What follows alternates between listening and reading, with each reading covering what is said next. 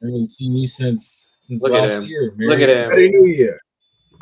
Happy New Year. Yeah, look at him saying some dad jokes. I haven't seen you since last year. Right? Merry New Year. Merry New Year. What's going on, everybody? Welcome to another episode of the Running Gun Podcast. I am Ace. Dude on my left, he can say his name. Oh, yeah, I'm JP. And I'm Mr. Sasser In the middle. in the middle. The man in the middle. And we have another great episode coming today. We have college football playoffs in full swing. We have semifinals in college football, and the NFL wildcard is upon us. You know, this is the week to be. I don't want to say happy Lead to the because couch. the team's gonna be upset about stuff, but And lots of talks of like hirings, firings, and some weird just in between kind of Yes. politics of sports right now going on, which I'm like, ooh, what's going on? Yes.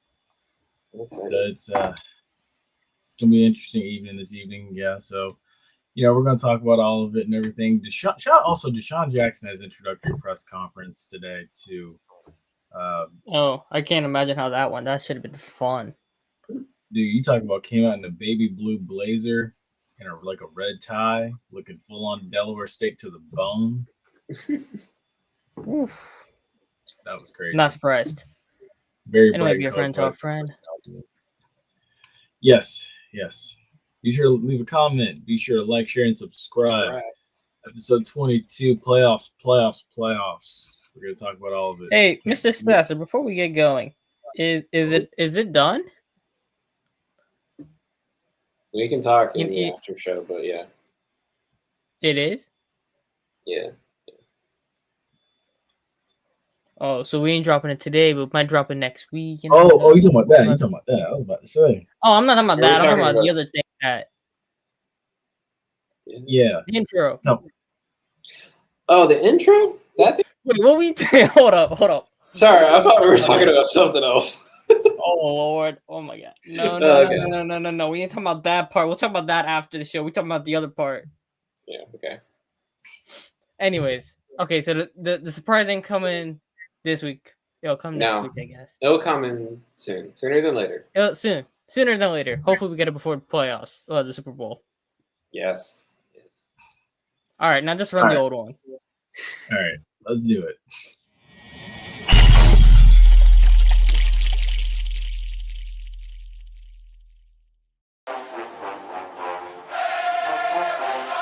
Hey, what's going on, guys? This is JP. This is the Bo. This is JC. This is Flash. This is Jimi Hendrix. And you're listening to.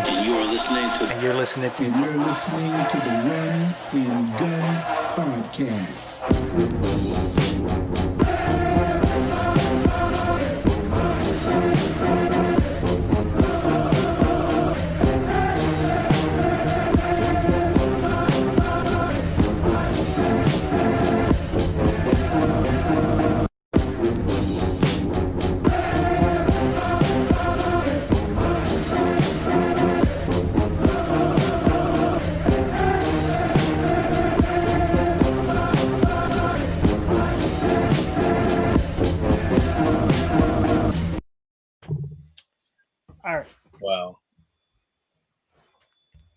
Wow, what? I just read things. It's just craziness. So I'll save it for hot topics.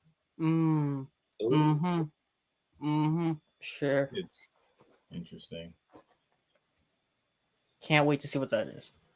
Because what JP's interesting could be either the most basic, boring thing you've ever heard. It's just like a normal day run of the day kind of thing.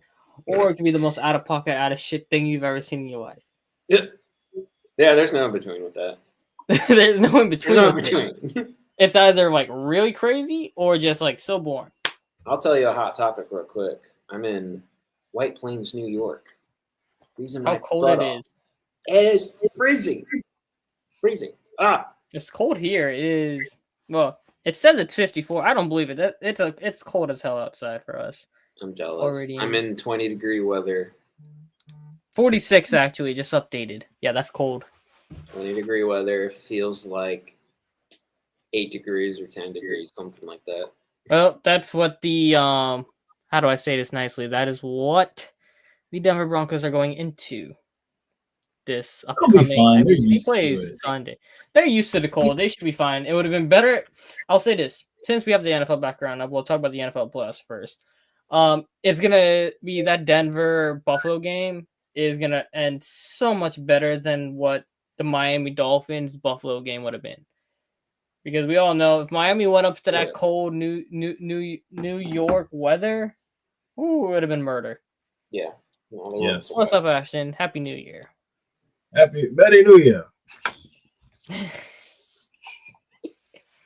But yeah. Oh wait, hold on. Let me go ahead and bring it up. I know Dalton's got his head in his face. He's shaking his head at me right now. What? No, I thought that's why when I said Merry New Year. I thought that's why you. Oh yeah.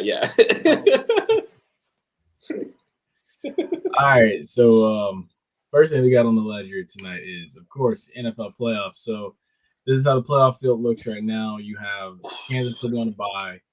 As we mentioned a few seconds ago, you have Denver traveling to Buffalo. You've got an interesting AFC North rematch. Basically, the AFC North Championship is on the line, even though Baltimore won it. You got the Steelers at the Ravens, and then you got Houston at LA. This game is still expected to be played as is. And same deal with the my bad. God, that's in Houston. I messed that up. My bad. Switch the sides though. Yeah. AFC. That was the one. Where's the Rams one is in LA. Chargers yes, playing. This is the other one. Yes. So in the event that something crazy does happen, the contingency plan is that Vikings Rams game is going to move to Glendale and be played where the Cardinals play at. But as you can see, you have Lions on a bye this week, which was funny because you had Dan Campbell tell Kevin O'Connell that he'd see him in 2 weeks, which I kind of believe. And then you got the Eagles hosting the Packers in a game where Jalen Hurts still has not been cleared yet. So now there's a thing on that apparently. So in order for him to clear, he has to actually practice. And since the Eagles were resting everybody last week, he didn't practice, so therefore he couldn't clear it. Oh, wait, but what about Monday? They didn't practice Monday. Oh, yes, we'll see. Hopefully he's practicing. That game is Sunday, right? That game is Sunday. They should have practiced today. So let's see. No one said anything. Because the Bucks and Washington both came out with their injury reports, and I thought I saw Minnesota's too. Yeah, so their injury report probably was saying he was at practice today. Was it a DNP? Was it limited? Was it full? No, they said he cleared concussion protocol. Okay, so Jalen Hurts is playing. Okay, all right. I was about to say because that's big. But on the other side too, Christian Watson's out with a torn ACL for this one. Yeah. Oof. I felt bad for him. He's got some most crazy injuries, but Packers got next man up, Dontavian Wicks. They'll be fine with 3-man sets with him, Dobbs, Jaden Reed. We know Romeo Dobbs went crazy last year in the playoffs, so that's gonna be an interesting matchup. Honestly, if I'm curious to see that one because, like, I think Green Bay could upset them. I think so too, because if there's anybody out there, like, it's just something the Packers have with beating. I will say this: the NFL playoffs is who gets hot at the right moments, and if it's a single game, if Jordan Love gets hot, it might be wraps. Exactly. But no, on the flip side, there's no Jair Alexander in this game. That's true. So AJ Brown could just take it over. Who's hot? Basically, what team is hot and what team is bruised and battered and just can't go anymore? It's like, how did we get here? Why did we get here? Well, no, that's on the AFC side. We'll talk about that. Well, in general, I mean, it's not like this not to be specific to like a team, but it's just in general. Like I look at the Bucks, like throughout the years, the Bucks have always been bruised and battered. Look at their injury report. I would love to see a rematch. The injury report determines who wins. It's what team gets hot in the playoffs. Yeah, honestly, they can catch lightning in a bottle kind of thing. I'd love to see the rematch of the Bucks and the Lions again. I'd love to see that rematch. Honestly, Just because the Lions, that was the only loss in regular season. That was the only loss for them in regular season. Well, Lions they lost. Got to get past Mr. 5 first. Yeah, I have a theory. I do have a theory. I do feel like that's where we're headed, but there's a route that has to happen for that to happen. Hey, I will say this, man. I'm just happy this game for Washington is in Tampa and not in Washington. Wait, why is that? Because we know what happened the last time Washington had a really good quarterback on the playoffs in their home stadium. They had really good. I was about to say Taylor Heineke, but yeah, no, because that's true. But see, the thing was RG3, he had a bad knee and they still ran him out there. Yeah, that's true. He was hurt playing, but it's also Washington. That's like they just steal people's knees and legs. That's true, and I honestly I feel like that's the most unsafe. They got the boogeyman in that stadium. They do, and they need to, if old RFK still standing, they need to go back to that stadium because I think Washington. If any stadium's gonna get rebuilt, like if any team's getting a new stadium, I think it should be Washington first. I know Tennessee's getting a new one in the 2027 season. They're supposed to get a new one, which is gonna play a big part in the draft plans.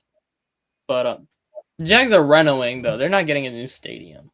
Oh, true. Yeah, that's right. All I can say, it better be worth it for the Titans because they are lacking. But we'll get into the Titans later. But back on this, so we're talking about Washington Bucks right now, right? We'll go back to Packers Eagles. Yeah, so Washington Bucks. The D line's gonna give the Bucks O line, I think, trouble that interior, but then Vita Vea might just wreck the game because Washington's interior line isn't the greatest. We always see Jaden Daniels got 6 times, I believe, against the Saints. That O line is not that good. Honestly, I watched their game Sunday night when they played the Falcons. Their front without linebacker help, I feel like they just don't get home because they got run stopping. They're not like pass rushing. Oh yeah, okay, yeah. Because they got Deron Payne and Jared Allen still. Yeah, because I'm thinking to myself, I'm like they don't have edge rushers. Washington needs, ironically, they need a Chase Young. What Chase Young should have been is what they need. They need a edge rusher that could wreak havoc on the quarterback. They got interior guys who can stop the run. I'm sitting here thinking to myself, you can't let Baker just sit back there all day because that's what's going to happen.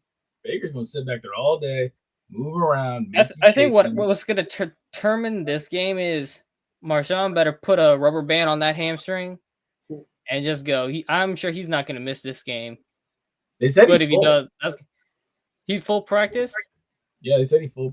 So that means they just sat him because they were probably resting him. They didn't want him to tweak it anymore. Yeah. Now, is this the last time we see Marshawn versus Mike Evans in their primes? Maybe. That's the key. That's the key to the game right there. Mike Evans. So the first time these two played, Baker had 4 touchdown passes. Jaden Daniels had 2 rushing touchdowns. Jaden Daniels didn't throw a single touchdown pass. What was Mike Evans' stats in that Week 1 game? Mike Evans had 5 receptions for 61 yards, 2 TDs, and he didn't even do most of the damage. A lot of the damage came from Godwin and Rachaad White, with help from Jalen McMillan. And then this was like Bucky Irvin's coming out party because he had 9 carries for 62 yards. And then the lead rusher. Yeah, you're going to see more carries from Bucky than you will see for Rachaad this time around. Dude, I'm so over Rachaad White. I don't know if I'm in the minority, but I'm so over Rachaad White. You can't depend on the Bucks clutched up for me, but the Saints. We'll talk about the Saints later, especially with I got some numbers. But the stupidity they did at the end of that game. They had one job and they have no backbone on that team. Anyways, back to the Bucks. Bucks, yeah, it's gonna come down to if Evans and Lattimore, what happens with those two. It's funny how both those guys have bad hamstrings. Or had bad hamstrings. I'm like, Lattimore has bad hamstrings. He has bad hamstrings. Like really bad hamstrings. It's kind of one of those. He's had that since Ohio State, though. Oh, that's why the Saints lost to Minnesota back in 2019. The hamstring blew out. The hamstring blew out. They put Patrick Robinson on Thielen, who had like 20 yards the entire game. Proceeds to catch a 50-yard pass to put him in the red zone in overtime.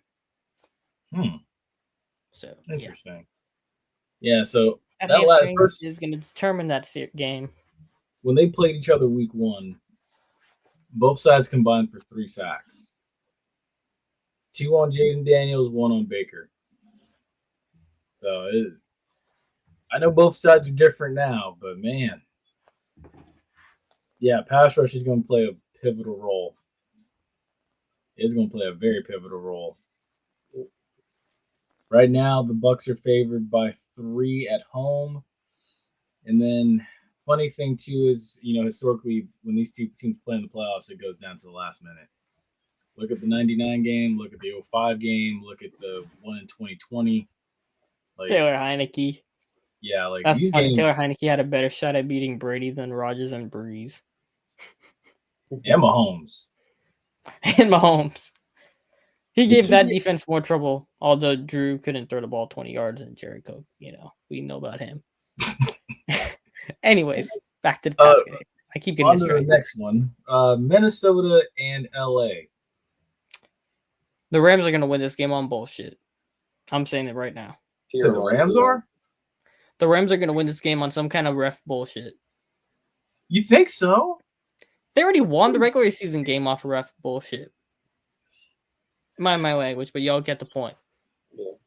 Hey, I mean, I don't know. I feel like the script kind of got leaked a little bit when Dan Campbell told Kevin O'Connell they'd see him in 2 weeks.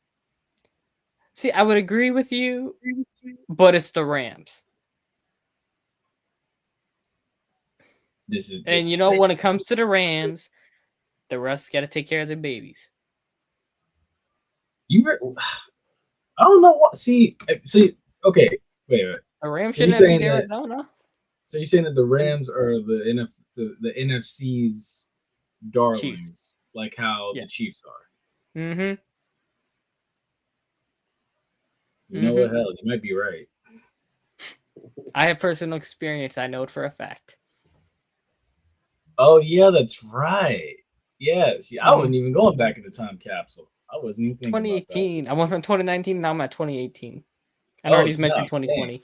Well, you know what's funny? I guess I can go back to 1999. Well, I mean, if Justin Jefferson wants to go pull a Stephon Diggs 2017 style, bring back all the trauma at that point. Honestly, hey, that's what I'm thinking. I'm like, I need Jefferson to do it though. I wouldn't mind if Jefferson did it on the Rams. He could do it on the Rams. I'll be happy. But you gotta think, who do the Rams have that can cover? Nobody. Justin Jefferson, exactly. And then you got Jordan Addison. They're gonna double team. They'll double team. I don't even think Addison played the first game. I gotta check that, but I don't think he did. Let's see. They're the ones that Jefferson went crazy in that game. They're gonna be the ones that get away with the most PIs, I imagine. No, last time the Vikings played the Rams, they didn't even call the face mask, and it happened right in front of them. That's ridiculous. That's not that game. When was that game played?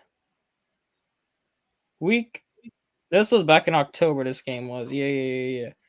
Addison had 2 catches for 22 yards. Jefferson had 8 for $115. And they lost by 10. Yeah. But there was called a safety. It was down 8, and Darnold got sacked, even though there was a face mask happening right in front of him. The Rams didn't he got sacked on a face mask, and that happened right there in front of the refs, and they didn't call it. That's the difference right there. The Rams got to Sam Darnold 3 times for sacks. The Vikings pass rush didn't even touch Matthew Stafford 1 time. No sacks. Also in that game, Darisaw got hurt, I believe, and they proceeded to replace him with Chad Robinson. Wow. Cam Robinson from the Jags, I mean. Yeah, Sam Darnold better you better shake off last week. You better shake it off quick. I think after all this, I have my picks already. Hey, we still have to do the AFC. I know. Yeah, we do. I have my picks for that too. So this is gonna be an interesting occurrence here. Yeah, let me go ahead and shift it back over to the AFC. I like to think of myself as the pick master. Pick master. Good God, I can't stand you. All right, so here we go. So yeah, once again, just ignore the bottom right. It's flip flop.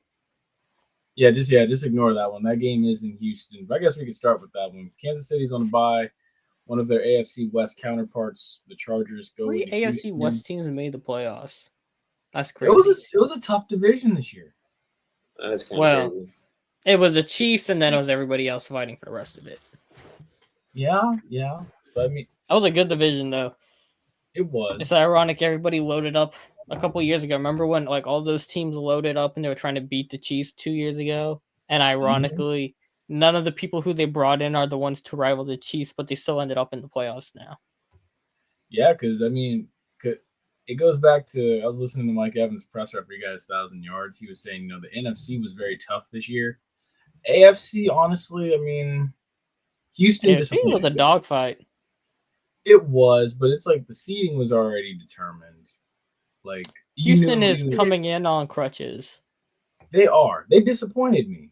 They really did. Well, that's what happens when your wide receiver 2 blows his AC on your wide receiver 3's leg, gets snapped in half because another wide receiver dove at it for no reason. Yes. Yeah, yes. Such a boneheaded decision. I don't know. Yeah. If Houston wins this game, it's because of the defense. It's the Texans' defense causing Herbert to make mistakes. Yes. Because it's gonna come down to Will Anderson is gonna get Joe Alt for sure, and Danielle Hunter is gonna get Rashawn Slater. If they can beat those two guys off the edge and give Herbert hell, they got a chance.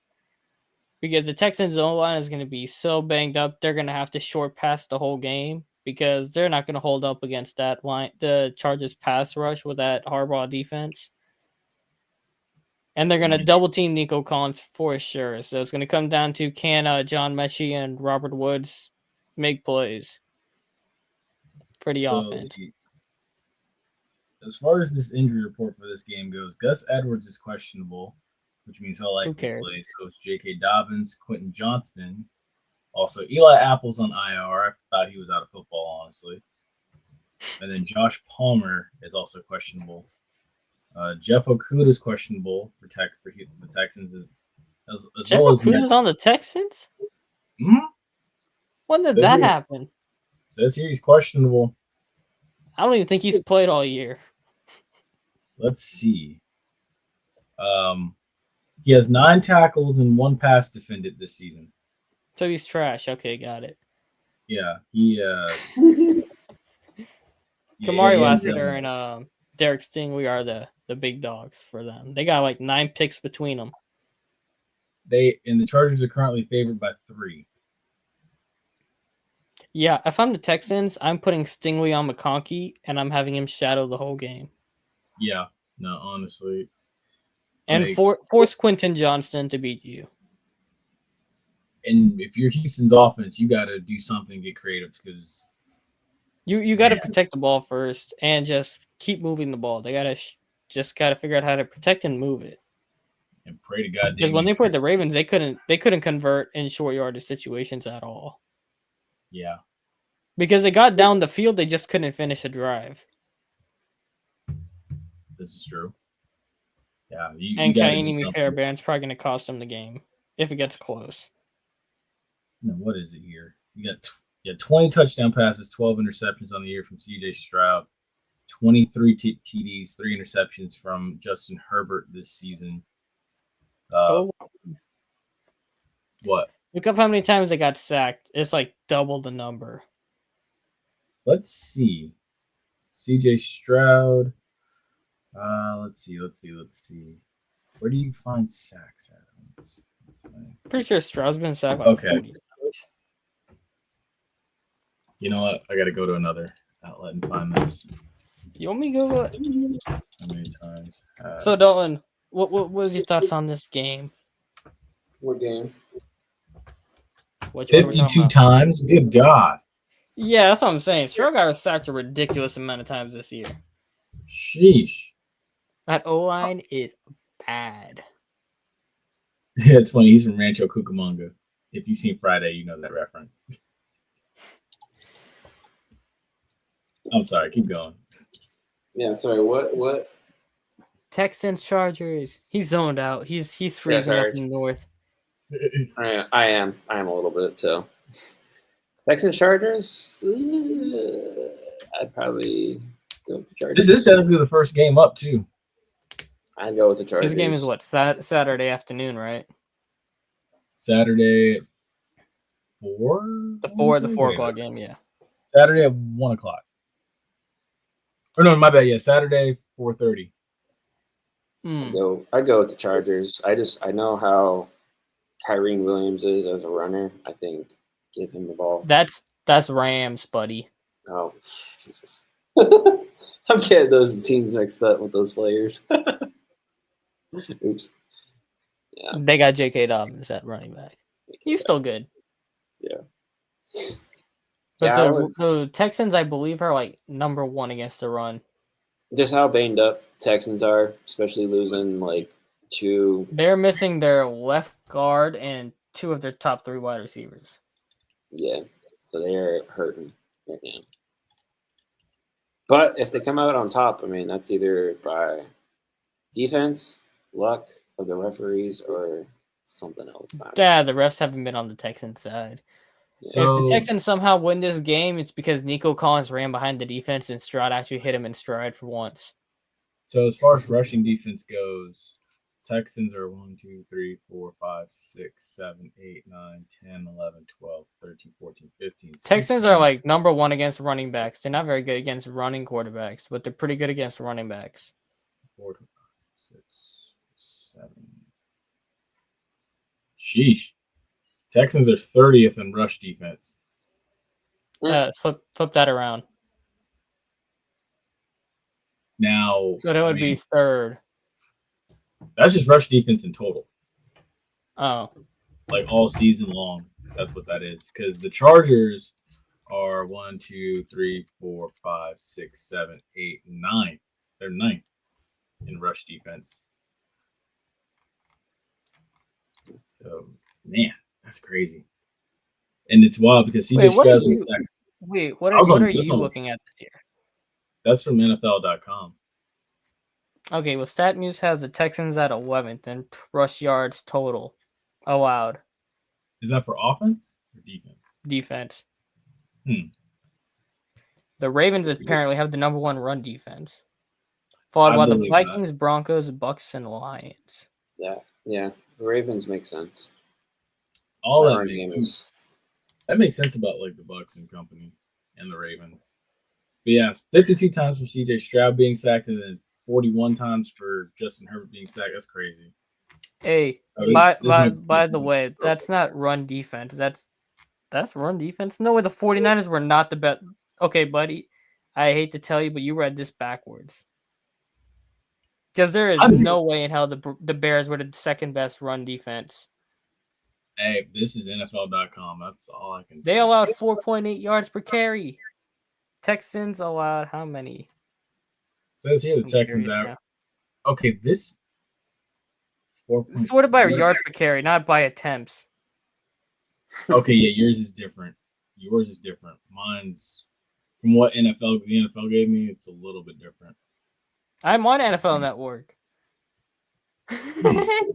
You read that backwards. I must have. Yeah, sorted by rush yards or yards per carry. Don't look at attempts. Okay, I got you. Let's see. 4.4. Yeah, the Texans are 4.3. Interesting. All right. Anyway. Moving on. So that next one, you want to do that Broncos-Bills game or that Steelers-Ravens game? Broncos-Bills first, I guess. The cold weather 2v7 game. Buffalo's probably so happy they're not playing Cincinnati. Oh, definitely. And then it's also like, if you're Denver, you're not really worried about the elements because it's like you play in it. You play in the Mile High. You play in brutal weather as is around this time of the year. You're used to the mountains. And I like this matchup of this defense against this offense because you got Patrick Surtain in that secondary going up against Amari Cooper and Keon Coleman and company. Like, this is That's going to be a shootout. I feel like it's going to be a shootout. I feel like this is going to be that one that you're expecting the 2 seed to run away with, but I feel like it's not going to be that case. No, I really feel like it's going to be a shootout. It's going to be either by like a touchdown, 3 points. It's going to be a close game. So I think the Bills win this game by 14 at minimum. I feel like they should. Bills by 21. I don't know. I'm gonna say Bills by 10. When was the last time Champagne won a playoff game? That was against. Let's see. What the hell is that guy? Mr. Trubisky? What year was that? Let's see. 2020. Last time. 2020 was the last time Champagne won a playoff game. I think so. 2019, 2020. His last. Yeah. 2020, 21. 2020-21 season. Was the last time Champagne won a playoff game. Going back there, yeah, he's not winning this game. You think he's gonna at least put up a good fight? Yeah, he might put up a good fight, but I don't think he wins it. Yeah, me neither. Honestly, there's a lot of. It's not Sean Payton, but I would say more so Bo Nix, because just the way Bo Nix plays and that Broncos defense. I mean. Now Marvin Mims is nice. I don't know. He's a playmaker. He's not like a role how do you say this? He's not a give him 10 balls type of thing, but you give him 3 balls, he might turn 2 of them into touchdowns kind of thing. Yeah. Like, Mims and Nix are both literally dual threats, like in my opinion. Yeah. Like, and then the thing is, like, do the Bills have anybody that can cover Marvin Mims? Like a speedster? Just as long as they don't give Kyer Elam to cover him or whatever his name is. As long as he doesn't have to cover anybody, he's the Bills will be fine. Yeah, they're like 2 scrappy teams in a way. Plus, I mean, Josh Allen's in the running for league MVP. Hey, I need him to win MVP and Lamar not to win MVP, just so Lamar can have a better chance at winning the Super Bowl. Because whenever you win the MVP, you generally don't win the Super Bowl. Oh yeah, no, I agree. Plus, it's it's funny that brings us out of this game right here. So, funny enough about the Ravens, there's this trend going on. There's me watching the Steelers the last 4 games. Did you see what Antonio Brown posted of Mike Tomlin? No, I did not. Oh God, go look at it. Oh boy, I don't even know if I want to. But there's this thing going around that says like every 12 years the Ravens get to the Super Bowl. So like 2000 Ravens got to the Super Bowl. 2012 and now 2024. 2024. Also, there's another one. Their quarterbacks are all 28 years old when they win the Super Bowl. Exactly. How old's Lamar? What year did Lamar turn 3 days ago or 2 days ago? 28. Exactly. Well, Lamar only being 28 is kind of crazy. He doesn't look 28. He looks older. Like he's been in the NFL forever. I know. He looks older. I don't look 27, but hey, here's the thing. Black don't crack. I mean, I'm 27. 28. Look at me. Yeah, see, I would never thought you would look. I never thought you. No, most people don't think I look 28, but I'm 28 though. Hey, it's a testament to Father Time. It's like the beard, and I don't know, some other things maybe too. But I mean, yeah, like it is crazy. And then the last time they won the Super Bowl was in New Orleans, and then it's like, where's the Super Bowl at again? New Orleans? Yes. But there's also that other omen out there too that like the first time the Super Bowl was in New Orleans at Tulane Stadium or Yulman Stadium, I believe it was. The Chiefs were in the playoffs, and so were the Vikings. So it's Vikings. There's a lot of good Super Bowl. So are we Sam Darnold gets to the Super Bowl, bro? Nah. So then I got a theory for what you just said there about the Ravens and everything. What if we see the rematch that we wanted last Super Bowl? We wanted to see Baltimore, Detroit.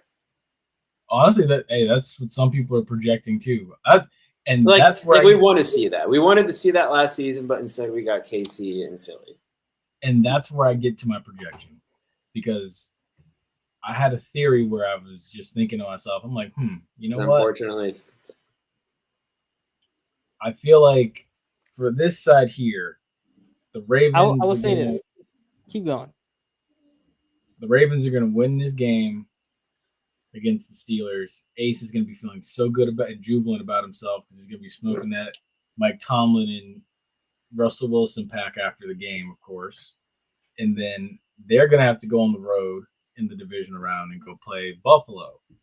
And then whoever wins between Houston and the Chargers is going to be doomed to have to go to Kansas City in that divisional round. Lamar's going to probably end up getting Josh Allen, just like Ray Lewis went through Brady and Manning to get to his Super Bowl. Lamar's going to end up going through Josh Allen and then going through Mahomes to get to his. And on that NFC side, I can see it happening where you turn back the clock to 99, Bucks get through the Commanders, or they get through Washington, and then the next round, they end up possibly seeing Philadelphia, unless Green Bay pulls off some type of massive upset. And I think the Bucks either weather the elements up there in Philly, or they bring Green Bay down here, they get a win. And then the Bucks meet the Lions in the NFC Championship, and the Bucks lose to the Lions. And that's how the Lions get to the Super Bowl. Yeah. I love that trajectory because that's how I could see it playing out. I'm telling you. Because I always feel like Philly, I mean, every time they're in the playoffs, what happens to Philly? They choke. They were in the Super Bowl 2 years ago, buddy. Well, I know they were in the Super Bowl, but that just nuked your whole argument. Sorry. I'm cold. I got an excuse. The brain's a little firing slower now that he's cold, guys. Give him a break. Yeah. But I mean, if there's one team that could probably go up in the elements and win outdoors in Philadelphia, it's the Bucks. It's the Bucks. Unless again, I think Washington will give him hell. They could. But now it's also basically what team can stop Saquon Barkley. Exactly. Mm-hmm. That's what you need. Now, again, the problem is going to be going into Detroit and winning. I don't think anybody's doing that. No matter how you want to shake it, I don't think anybody's doing that. But it gives you hope. Detroit just got to make sure their guys stay healthy. That's the only thing. They need some guys back on defense. Bad. Yeah, then that's why they got the bye. That's why the Lions got that bye. They need it. Ooh, they need it bad. They getting a little healthy there. Hey, if Aaron Glenn can make a run here on this Super Bowl thing, he got me sold. Just bring JT Barrett as the OC for the Saints. We'll talk about that in a minute. Yeah, but let's continue with these picks. So all right. So all right, I'll say this before we get into the pick part on the Ravens Steelers game, right?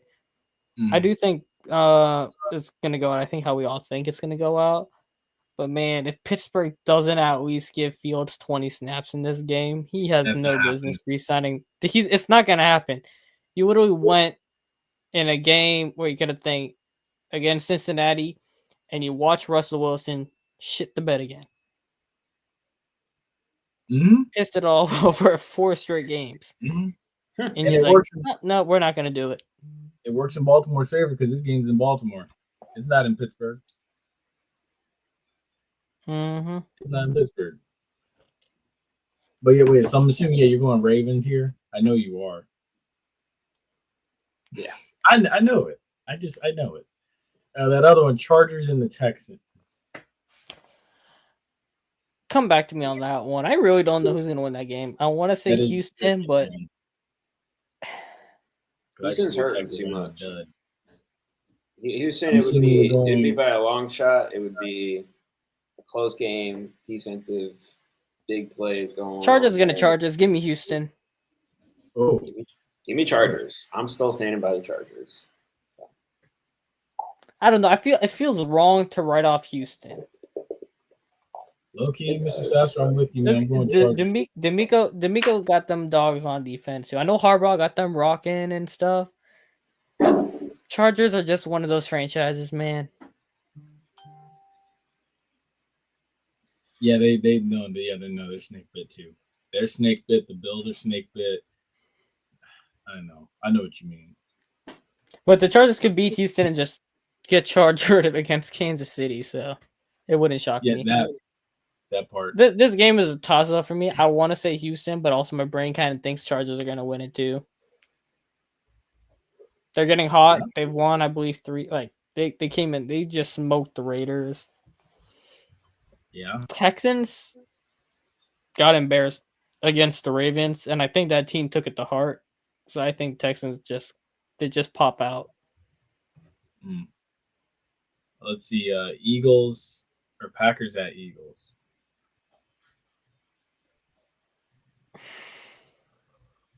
Jalen Hurts clear concussion protocol. I'm going with the Eagles. But it wouldn't shock me if Green Bay did win this game. I feel like I'm going to say Eagles did beat them week 1 in Brazil. But Jordan Love also got his knee wrecked in that game at the end. Give me Green Bay. Oh. Yeah, give me. All right, Saquon, I'm going to take Green Bay. Jordan Love in the playoffs. He just does something. I don't know. Green Bay's going to pull off some magic. The green magic, let's say. Y'all rocking with Green Bay. Okay. The Sunday night game, you got the Bucks and you got Washington. I think Washington. Oh. I'm going Tampa. I got to give myself. I want to take in Washington because of Jaden Daniels and Marshawn. That's fair. I'll take the Bucks. I think Bucks might have a chance to get a fighting spot in the next playoff round, but I think they might. It's gonna be a dogfight. I don't think it's gonna be like that's a dogfight. The Broncos and Bills are gonna be a dogfight team fighting. Oh yeah, Bills winning that other one too.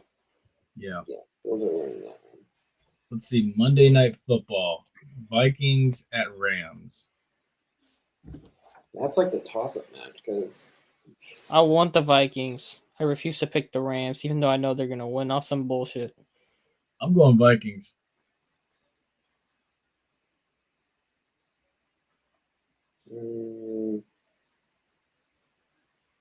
Give me the Rams. It'll be different. See, Ace, you swayed him. Yeah. And everything Ace says, he sways me into that other team. It's that reverse psychology, I guess, you're trying to pull on me.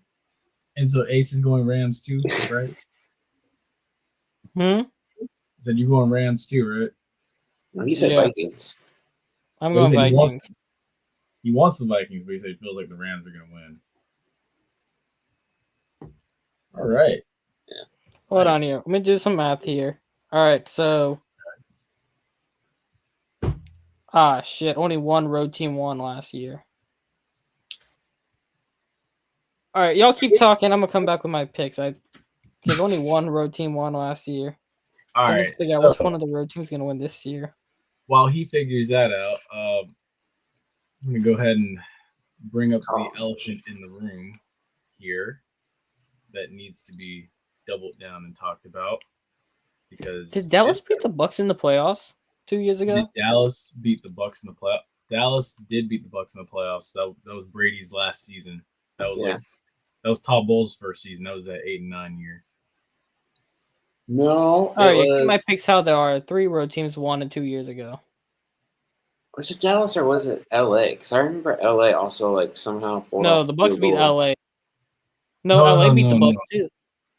Yeah, they did. That was division. That was the divisional round. That was that weird Cooper Cup play.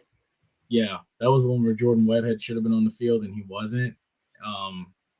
But yeah, that is Jordan Whitehead playing or no? Jordan Whitehead is out for the season with a car accident injury. Oh yeah, I know he got a car accident. I didn't know if he was gonna get back in or not. And he got served a citation for that because apparently it was his fault for reckless driving. Dang. I guess like he turned there from Dale Mabry going on to MLK, and he hits somebody. I guess I don't know the specifics, but they are getting Winfield back for this game. I've seen. But they didn't say what his injuries are, right? So it's just done for the year. It's just done for the year. Whitehead. Yeah. They didn't specify what it was, but they said he's done for the year. But I think he's going to be the sole member of that secondary missing for this game outside of Christian Izien. So that secondary isn't very good anyway. So yeah, it's really not. They have to address it. In the they have to blitz. That's their only way to stop anybody on defense. Yeah. Now, the one thing that someone pointed out that has been working for the Bucs is someone said in the last couple games of the season, like these last 4 games of the season, they held the last 4 teams combined to 6 points. So like they shut the Chargers out. They held Dallas. Oh, in the second half, you mean? Yeah. They shut out Carolina, and they held the Saints to 3 points in the second half. So that's one thing working for them in the second half of games in the last 4. And Jaden Daniels was best in the fourth quarter, so something's gonna give. Exactly. But I'm not swaying anybody's picks. I'm letting y'all know that now. I'm not. We're not gonna do this again like we did for the Well, I'm sure. Well, all right. Let's talk about this head coach thing. Patriots, a bunch of Scrooges. Oh Stooges. Yeah, here it is right here. Well, all right. Now there's an issue with this, and there's like 3 different versions of the issue with this. All right. One, it's not uncommon for other people to get fired after 1 year, but that's because of sheer incompetence. And they had a good team built around them. Nathaniel Hackett. On the other side, like Urban Meyer also, right? The Jags weren't a dumpster fire of a team. They had good pieces on that team. He was just a terrible coach, and he had valid reasons to get fired. Gerard Mayo, on the other hand, according to some reports, apparently he lost the locker room. But that was still a Scroogey move to do. Because, you gave him nothing really to work with, and then you don't even let him build the proper team up how he should, and let him figure it out on his first year. But if they signed Vrabel, okay, I can understand it from a football perspective, but from like a business standpoint, like not a business standpoint, but from like a moral standpoint, it's pretty shitty. Okay, Antonio Pierce was a terrible coach, but the Raiders are a crappy organization for letting him do the press conference and then firing him the next day to make him look like an idiot. That was the worst part with that. Lovie Smith, David Culley, Texans are. Okay, how do I say this nicely, right? It's a bad organization. That's just bad organization. They just lucked into. Now, to be fair, they did hire D'Amico Ryans afterwards, so it wasn't like you replace him with a what kind of thing. Yeah. So they're not against hiring black coaches. Now, the Saints, on the other hand, they're very much against it so far in their history. But Cowboys are Steve Wilkes, I believe, went 1-15 with Arizona. That was the Josh Rosen year. Yes, he basically had the same problem Antonio Pierce had. Yeah, I would say he had the same problem Gerard Mayo did, but worse. Yeah, exactly. And then, talk about Ron. Go ahead. The Titans is the Giants. The Titans basically are the new Giants, or the Bears. I mean, Titans are the new Bears, not the Giants. Yeah. Let's talk about this Rand Carthon situation too here. Yeah, so basically they hired him while they had Vrabel. Then they picked him over Vrabel and got rid of Vrabel. Drafted Will Levis. Hired Brian Callahan. That doesn't work. You side with Brian Callahan this time instead of what happened on the opposite of what happened with Vrabel. And you get rid of this guy. So now you're going to get a new GM in who's going to not want this guy, and he's going to get his own guy, and then the cycle will continue. Exactly. Pretty much the same thing with the Bears.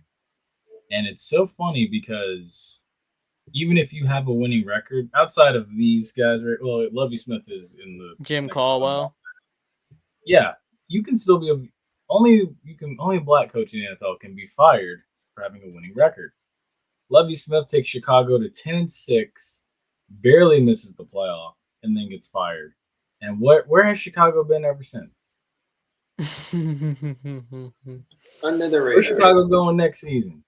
Nowhere. And then some people had the nerve the nerve to say Chicago is going to make the playoffs this year.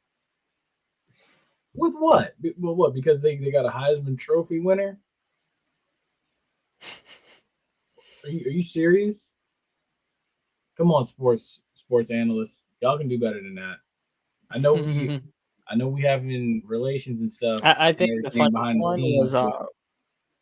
was when Gronk was starting to go off on Kraft and Fox Sports cut him off. Strand's like, hey, we got to go to break. He didn't want Gronk saying stuff he would regret later on. Because he was about to go in on Kraft for that. He was pissed when they hired him. Because I think they played together too. They probably, I think they did. I mean, Belichick was mad too, but Belichick stayed quiet on it. Jim Caldwell went what? What was it? 9-7. Yeah, he went 9-7, finished second in the NFC North, and got fired. Let's see. What year was that? That was, what was that? That was Detroit. Then they fired. I think they hired what's his name? Matt Patricia right after him, and we know how that went. Yeah, they did. Yeah, it was 9-7. They did not qualify for the playoffs that year, but still, dude, you went 9-7. You had a winning record. There was progress there. Because 27. Okay, yeah. Well, 26. Wait, no, my bad. 2016. I'm gonna say this, Ashton. I'm gonna say this about Mike Tomlin. If Pittsburgh loses this game to Baltimore, which they should, they probably will. A team's gonna trade for Mike Tomlin. I think Pittsburgh and Mike Tomlin need to split. I could see it. There has been a lot. It's kind of like. Does he go to the Bears? No. I'm getting that. I know. No. He'll go to Dallas or somewhere like that. Really? You think Dallas? Well, I don't know. Dallas is an interesting one because they turned down Mike McCarthy's interview request for the Bears. So it's kind of interesting to see what they do with him and McCarthy. But I can see a team like the Saints should be 100% in on Mike Tomlin if that's the case. But Mike Tomlin also pissed me off when he was trying to go all that thing with Russell Wilson. But like with Mike Tomlin in Pittsburgh, it's kind of like, how do I say this nicely, right? I don't want to say it's like a marriage that just got old and like you want something new, but it's kind of like that. I mean, you got to think the Steelers historically, they never really fire people. They don't fire head coaches. Yeah, and but they do it right. Winning records, but you're not getting any playoff success, and it's kind of getting stale. Where you start good in the regular season, and then you fall off and you wimp into the playoffs. Yeah, or you play with Pittsburgh. You play with Pittsburgh for so long that you would probably retire a Pittsburgh player. Or you're a wide receiver and you go clinically insane, which we're seeing with George Pickens. Yes. Again. And Joe Brown. Because it's like Juju, Chase who Claypool. was it? Oh my gosh. Who's the coach before what's Bill his name? It's too long of a list to say. Who's the coach before? Terry Bradshaw? No, he was quarterback. Yeah, no, yeah. He was a quarterback. Yeah, Chuck Noll. Like Chuck Noll was there forever. Bill Cowher was there forever. You know, and then Mike Tomlin there forever. But I think honestly now the Steelers. It would be like him and Sean Payton, like Sean Payton and the Saints. Yeah. And it just it just needs a change of scenery. Yeah. To and refresh honestly, it up. I think what it is the Steelers, like much like all these older franchises and stuff, much like a Dallas, much like a San Francisco, like a lot of those teams that were dominant in the 80s and the 90s, and in the Steelers' case in the 70s, like Dallas, it's like this is a new NFL than what it was back then. Like the tactics you used back then don't work nowadays. No, they just don't. Unless you're Dan Campbell. Yeah. Now, granted, Dan Campbell and Mike Vrabel does it right. I thought Mike Vrabel and Dan Campbell are cut from the same cloth, kind of thing. Tomlin is the same thing, kind of too. It's just Tomlin. He has a too big of an ego to fix offense. Yes, he's a defensive-minded guy, but yes, no, but the crowd was chanting. But like Campbell, right? He was tight ends coach with the Saints, so he understood that you need offense. But he was the same kind of lunch-pail guy, like how Vrabel was, even though Vrabel was a linebacker. Vrabel still understood you need to actually have a decent offense, and he had A.J. Brown and Derrick Henry to do it for him. Like Tennessee's offense was good with Vrabel before they decided stupidly to trade AJ Brown away, and Vrabel got pissed off for it. On Mike Tomlin's side of the ball, he's like, I'm going to stick with Matt Canada. I'm too nice. I'm not going to change my offensive coordinator. Ben's gone. Okay, we'll go with Kenny Pickett. Well, Kenny Pickett's not good. So you go to Russell Wilson. You promise him the job. Then you see Russell Wilson stinking up the joint, and you don't go back to the guy who was also playing good. Where does that get you? Nowhere. A whole lot of nothing. I'm telling you, Pittsburgh has become what Dallas is. Historic franchise, stuck in the glory days. Yeah. Equivalent for the Rangers and Toronto Maple Leafs as well. Yeah, exactly. New York Rangers, not Texas Rangers. Exactly. Like you mentioned about the 70s and the 80s, they're stuck in the 70s and the 80s. They're very much in that mindset, probably. They are. Their Management. two most recent Super Bowls came with players from the end of that era, honestly. Because, I mean, what was it? That Super Bowl 40? Yes. Yes, he should. He should. This past Sunday should have been his last game. He won it. He can go off into the sunset. Give it up. You got a gold jacket waiting on you in Canton. Imagine if he goes to the Raiders with Tom Brady as Tom Brady wants Aaron Rodgers. You know what? I could really see that guy. I could really see that man, Aaron Rodgers, actually going into getting into golf. Apparently, I don't know why. Let's see him doing some golf. Okay. No, maybe. I don't know. Well, there's also this one too. I mean, outside of the Jaguars parting ways with Doug Peterson, you also had this. Rex Ryan publicly stated he should be the next head coach of the Jets. This is on. Hey, I'm gonna compare this to something. This is kind of like when you stop talking to the one girl, and then after a while, like you tell her, "Go ahead." I'm listening. Give me this analogy because maybe this might pertain to a little bit with. No, never mind. But yeah, so like with this, let me tell you something here. If the Jets go back to Rex Ryan, actually that might actually work for them, even though he's the last. Okay, it's kind of like if you had a all right, nobody cancel me for this one, but if you had a decent girlfriend, and you probably should think, but she had a couple red flags about her that you kind of were hesitant to marry her or whatever. That's kind of what Rex Ryan was. So you ended up breaking up, and now 10 years have gone by. You come back together. You're praying that they fix the red flags. That's basically what this is. He's on the right track. I was going to say it's kind of like when two people go their separate ways, life takes them on a different path. The ex-girlfriend, being the Jets, says, I'm better off without you. I can do this all by myself. And then it's kind of like 5 years down the road, they come to a crossroads again. They see each other again, and Rex Ryan, being the ex-boyfriend, is always like, he's like, hey, how you doing? How you been? You doing good? And the Jets being the ex-girlfriend are just like, save me, take me back. I made a mistake. After they went through their hoe phase? Yes. That's exactly what this is. And the Jets are the ones that had the hoe phase. The Jets are like Joy Taylor.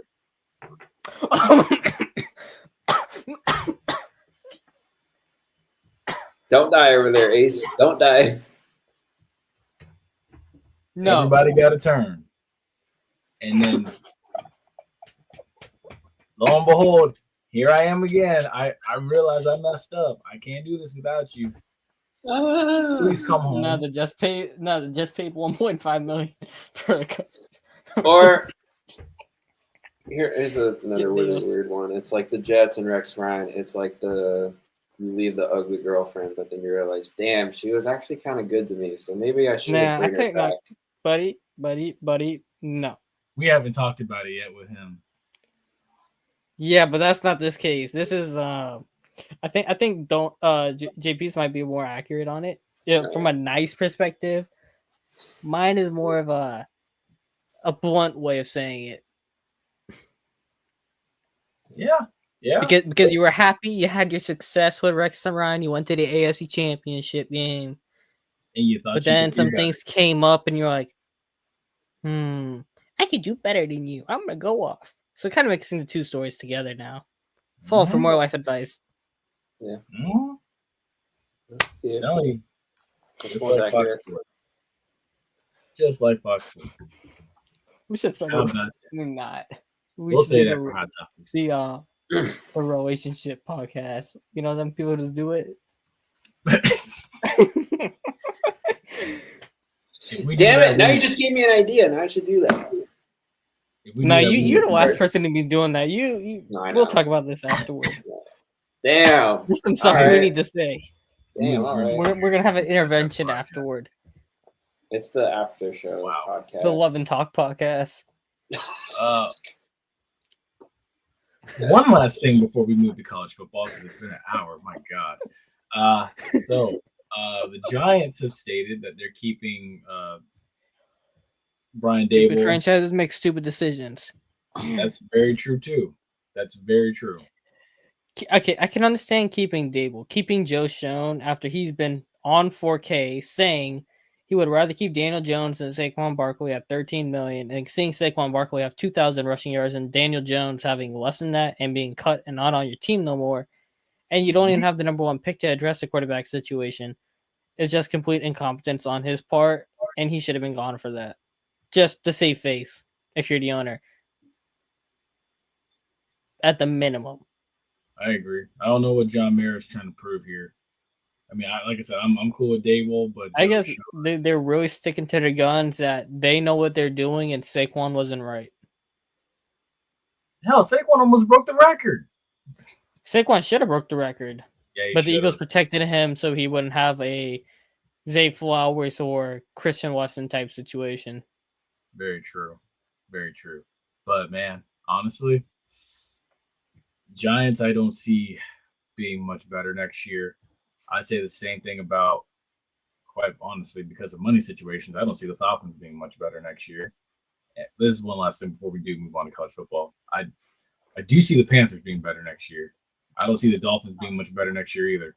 The money situation. Bryce Young showed me something like in that game, and I didn't really say it, but y'all saw the one where Derek Carr said he's not taking a pay cut. I did. And that's going to affect that man is so self-centered, egotistical, and all about me. I agree. And again, that's going to affect the Saints salary cap. Now, there is a way for them to just eat the dead cap on him and get back under the salary cap. They would have to restructure Cam Jordan. Now, I want to see how they do Cam Jordan because no, he's not retiring. He said he's not retiring. He wants to. I think he wants to go somewhere else and just be like a rotational guy to win a ring. Mm-hmm. Well, like Ryan Ramczyk, he's basically retired now. He filed the paperwork to drop his salary to the minimum, and they're going to just move him to retirement. But Derek Carr, they can't keep him next year. I don't think they can keep him. Like, they cannot, realistically, from, I don't know any coach that would want to keep him for another year. I wouldn't. I would get out of that so fast. He's toxic and self-centered. And your wide receiver one done said he didn't want to play with him. You got to do something and get out of that, man. And again, moving on to good old college football. So, yeah, this one didn't see it coming. Didn't see it coming, man. First things first. I did. I did on some of them. 10. We'll point out the elephant in the room from Monday night first. 10 in the last 14 years, North Dakota State's been dominant. This question gets asked every time they win one, it feels like. When will North Dakota State need to. Yes. But, yeah, they do. But you know the crazy thing about it is they haven't been invited. You have to get the invite to go. And they haven't been invited. They have, what was it? Someone said the only thing I could think of on why they never got invited is because all the other sports except football are not very good. If that's true or not, I don't know. They don't generate enough revenue from the other sports to supplement what they do in football also. That's true. They how do I say it? They have a budget bigger than most Group of 5 teams, and they are, as far as their facilities go, are better than most Group of 5 schools. But at the same time, too, I think basketball's that's one well-run sport at their school outside of football. But I don't see them going anywhere. It's like if they leave the Missouri, if they were to leave the Missouri Valley tomorrow, where are you going to go? You're not going to the Big Ten. You can kiss all this championship glory goodbye if you go to the Big Ten. You can't go. Maybe the Mountain West, get in as a Group of 5 team in the playoff, or you can go to the Big 12. And right now, the Big 12 is winnable, but this was a down year for the Big 12 too. So or can you really fend off Arizona State, Iowa State, Oklahoma State? I would say the ACC. Because geography doesn't matter anymore. That could work. Yeah. I don't see you getting to the playoff from there either. The ACC is pretty much a mess right now. It's a pretty weak conference. It is. But it's like, do you really think that they can beat Syracuse? Or Miami? Hey, they almost beat Colorado. That is true. But again, week to week. They get access to Power 5 budgets for NIL and whatever. That can help bring in more talent. And if you notice, right, in college football right now, the team with the best defensive line is the one that's winning the games. Ohio State. Defensive line and no offensive lines. Yes. Are the ones winning. Yes. Notre Dame's defensive line dominated Clemson's O-line. They couldn't run the ball. They couldn't pass efficiently. You mean Georgia? Well, Georgia couldn't run the ball because Notre Dame's defensive line dominated the offensive line. Yes. Right? Arizona State. Scatabo played well, right? But the defensive line wasn't generating enough pressure on Ewers when it mattered most. While Texas pass rush forced I'm forgetting the guy's name to make a really stupid throw for Arizona State to lose in overtime. That was a good game though. Ohio State, that defensive line, like I said, Ohio State's D line is legit, just like how they dominated Indiana and Penn State. They showed up and they dominated Oregon. Oregon is a softy team kind of way. Finesse. Finesse. They're more finesse, quick stuff. Ohio State went on that defensive side of that ball and said, "We're gonna punch you in that mouth," and the wide receivers on the offensive side did the rest. Dude, Jeremiah Smith and Trayvon Henderson went crazy too. It's not just Jeremiah Smith and Emeka and them boys. Trayvon Henderson went crazy too. Yes, man. The credit that in Penn State, we all know Penn State kept Gene T from doing anything. They sold out to stop that man. Oh yes. Now the thing is, can they do it against Notre Dame? They got to sell out to stop Riley Leonard's legs. That's the most dangerous part about Clemson's offense. We got 2 African American coaches coaching down there in the Orange Bowl in Miami Gardens, so I like to see it. There will be a African James Franklin, Marcus Freeman. That's a good one. Yeah. Someone was like, we got to go with James Franklin because his wife's actually black.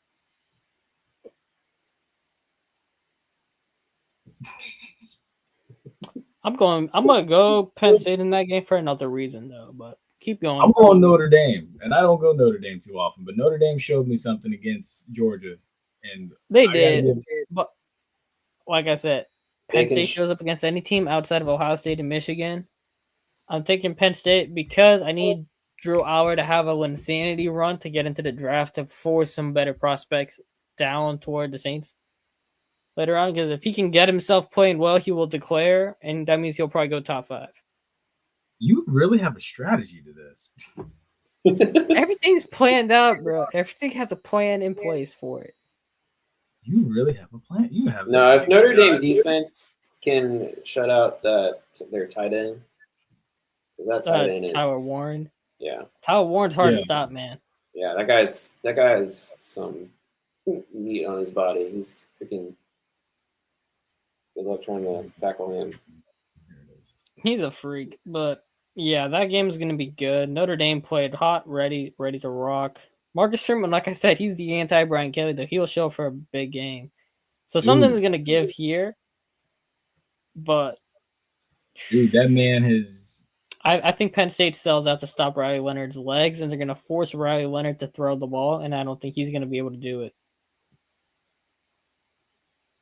I think they're going to be all right.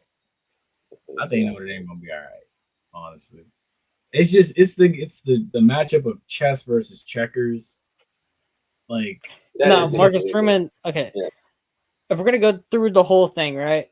I would take Marcus Freeman over James Franklin. I'll take Drew Aller over Riley Leonard, and then I'll take Penn State's running back group over Notre Dame's running back group. I'll take Penn State's wide receivers and tight ends over Notre Dame. I'll take Notre Dame's O-line and D-line. Well, no, I'll take Notre Dame's O-line over Penn State's O-line, but I'll take Penn State's D-line over Notre Dame's D-line. Going down the board here. But then DB-wise, I'll probably take Notre Dame. Yes. In the secondary. Yes. I gotta give kudos to Marcus Freeman. And it doesn't happen too often where a guy outsmarts Kirby Smart.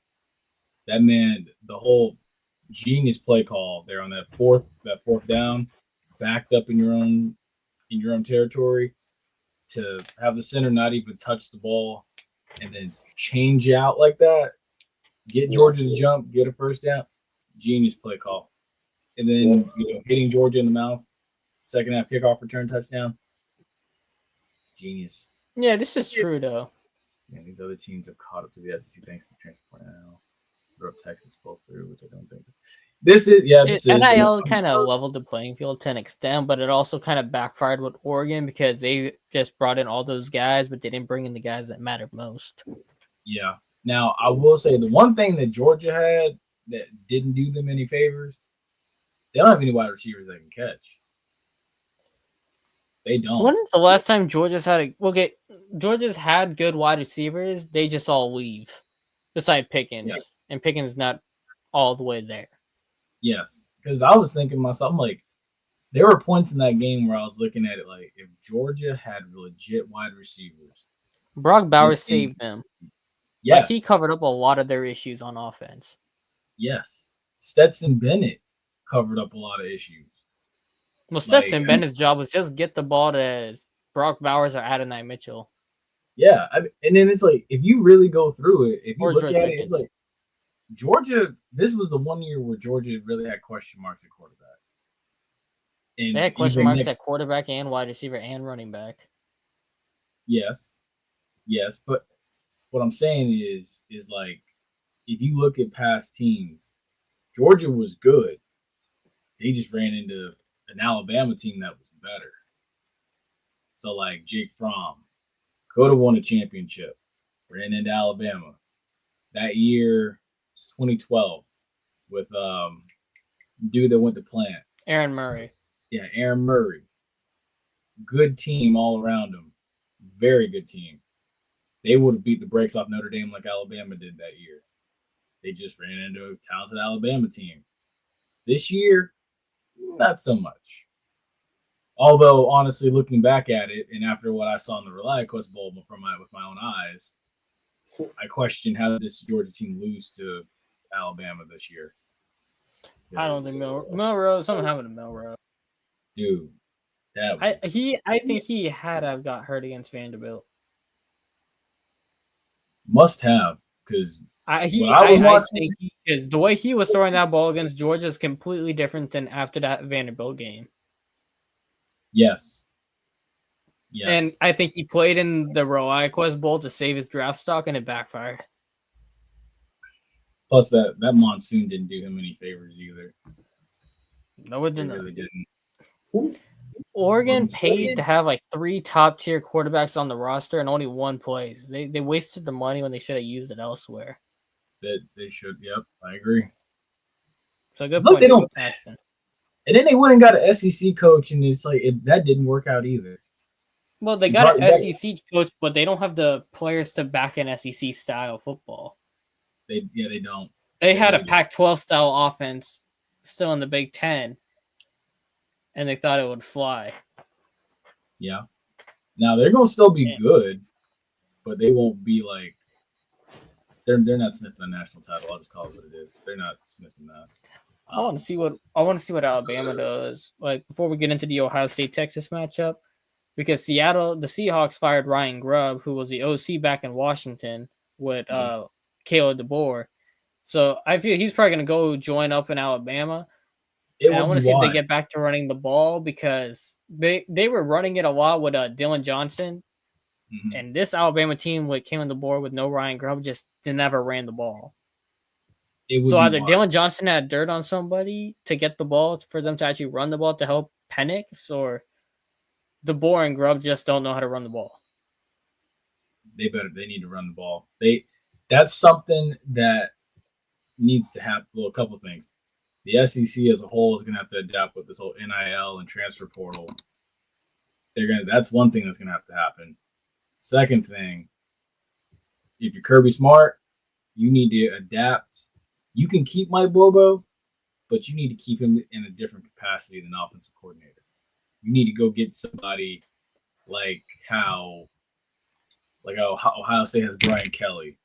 You need to go get somebody like that in order to help your team elevate in 2025.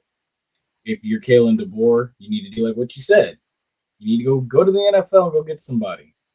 You have to. What did Nick Saban do when he needed to elevate his program?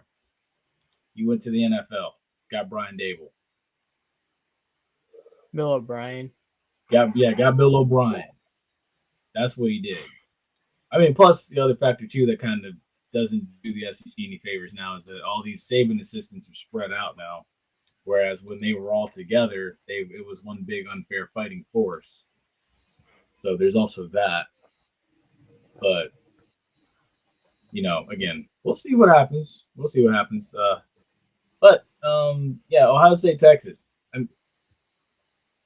Look, I think you know who I'm taking in this game.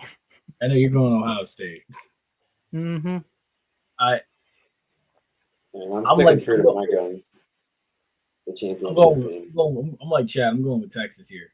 I still believe in Texas. Bevo's going to be in the house too.